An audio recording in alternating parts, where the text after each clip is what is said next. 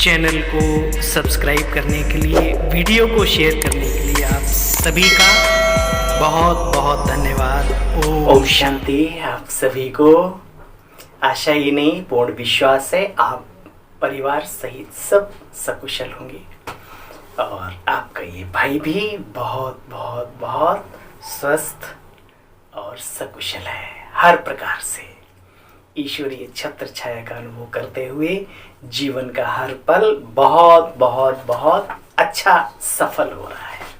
आप भी कर रहे होंगे। तो आइए आज ईश्वरीय महावाक्यों का सार 6 अप्रैल 2022। मीठे बच्चे ज्ञान की गोहे बातों को सिद्ध करने के लिए विशाल बुद्धि बन बहुत युक्ति से समझाना है। कहा जाता है बच्चे, सांप भी मरे और लाठी भी ना टूटे।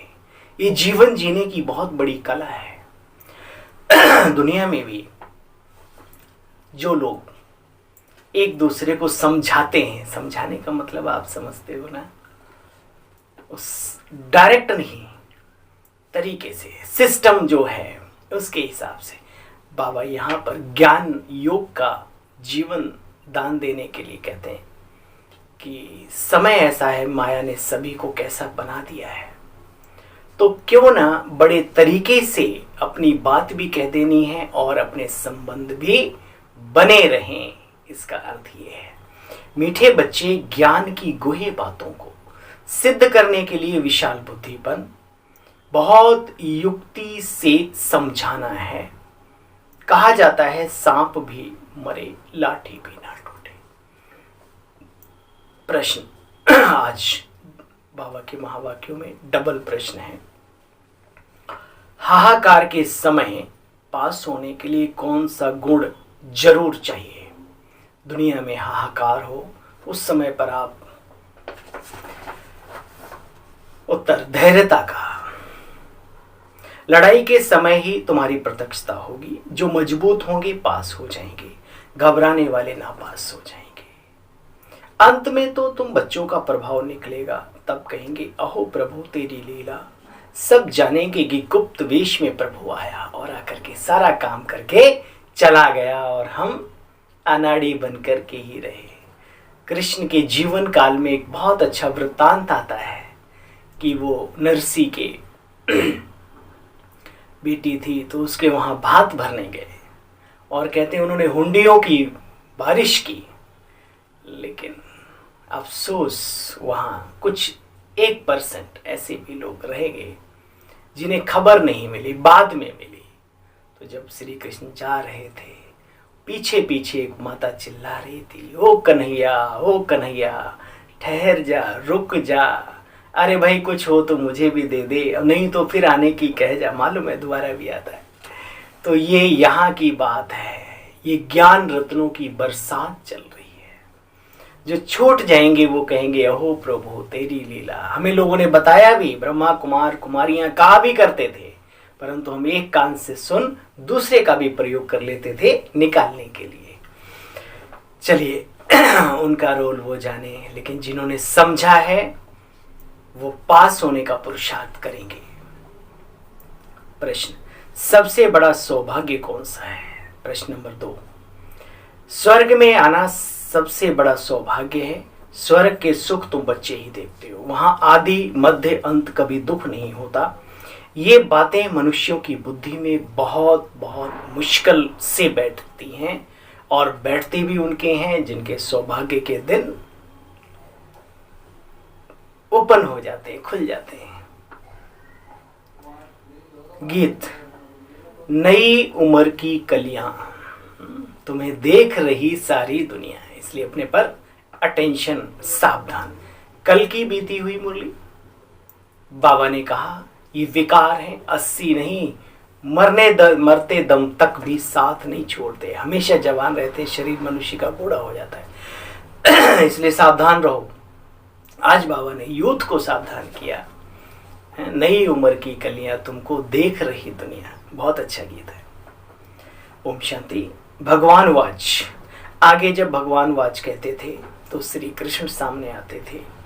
अब तुम बच्चों को निश्चय हुआ है कि वास्तव में भगवान कौन है, किसको हम ईश्वरीय सत्ता की उपाधि देंगे।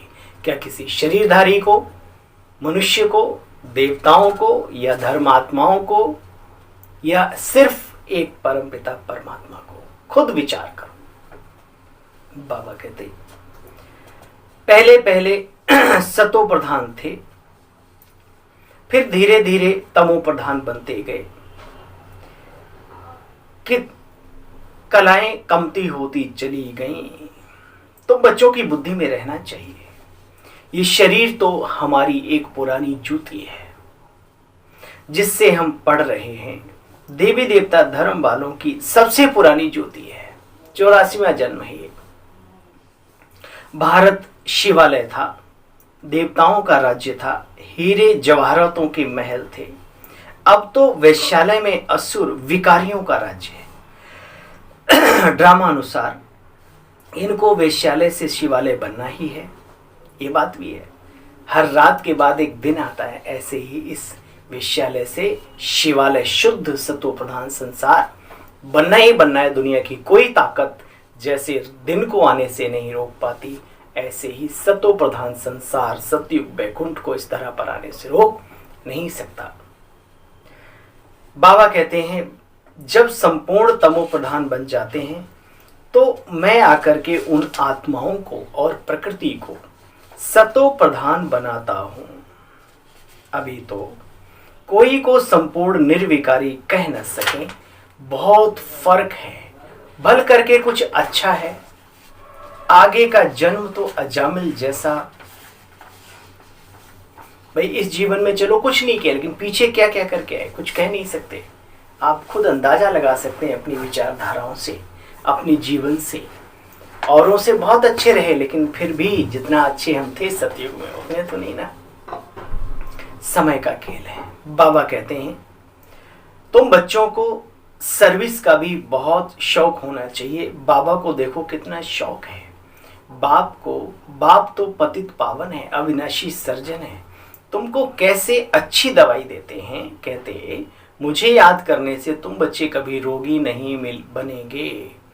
तुमको कोई दवा दरमल नहीं करनी पड़ती है, यह श्रीमत है, कोई गुरु का मंत्र नहीं। बाप कहते मुझे याद करने से तुम्हारे विक्रम भी विनाश होंगे और मायावी बीमारियां, विघ्न, तूफान नहीं आएंगे। तुम महावीर कहलाएंगे। देखो अंत में मालूम पड़ेगा, तब तुम्हारी भी प्रत्यक्षता होगी। देखेंगे तुम कितने निडर निर्भय बने हो। बाप देखो निर्भय है ना, बाप का नाम भी है निर्भय। बाबा कहते कभी भी घबराना नहीं, घबराने वाले तो नापास हो जाते हैं। कितना भी हाहाकार मच जाए, धैर्यता से समझाना है कि हमें तो जाना ही है।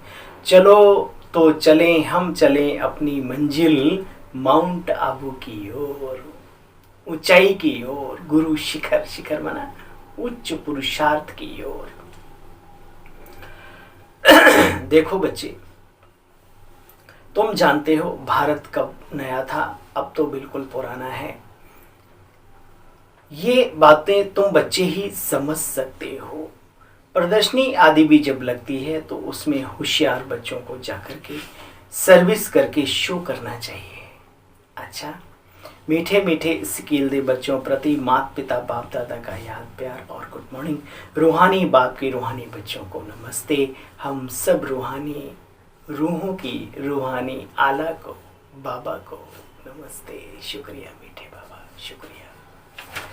तो निचोड़ के रूप में कुछ शब्दों को श्रवण किया, एक बार पुनः रिवाइज कर लेते हैं 2 लाइनों में। बाप समान निर्भय निडर बनना है जीवन में, घबराना नहीं। फिर क्या करना है, धैर्यता से काम लेना है। विनाश सामने है, इसलिए जास्ती धन इकट्ठा करने का लोभ नहीं करना। ऊंच पद पाने के लिए ईश्वरीय सेवा कर कमाई जमा करनी है। वरदान है आज का, वरदानी बाप दादा का। सर्व खजाने जमा कर रूहानी फखुर में रहने वाले बेफिक्र बादशाह भव। बाप दादा द्वारा सब बच्चों को अखुट खजाने मिले हैं। जिसने अपने पास जितने खजाने जमा किए उतना उनकी चलन और चेहरे में वह रूहानी नशा दिखाई देता है।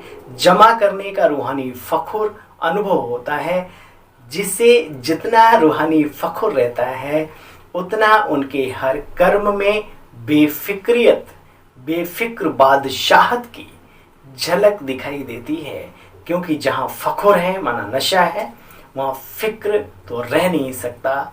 जो ऐसे बेफिक्र बादशाह हैं वे बच्चे सदा प्रसन्नचित हैं। स्लोगन, ज्ञानी तो आत्मा वह है जो ज्ञान डांस के साथ संस्कार मिलन की डांस भी जानता है। ज्ञानी तो आत्मा का मतलब संस्कार भी मिलाना जानो, ज्ञान सुनाने के साथ साथ ज्ञान की डांस के साथ साथ। ज्ञानी तो आत्मा वह है जो ज्ञान डांस के साथ संस्कार मिलन की डांस भी जानता है। आपस में कैसे हिल मिल के रहना है। एक ने कही दूसरे ने मानी, उसको कहते सच्चा ज्ञानी। क्या कहते? सच्चा ज्ञानी। ओम शांति।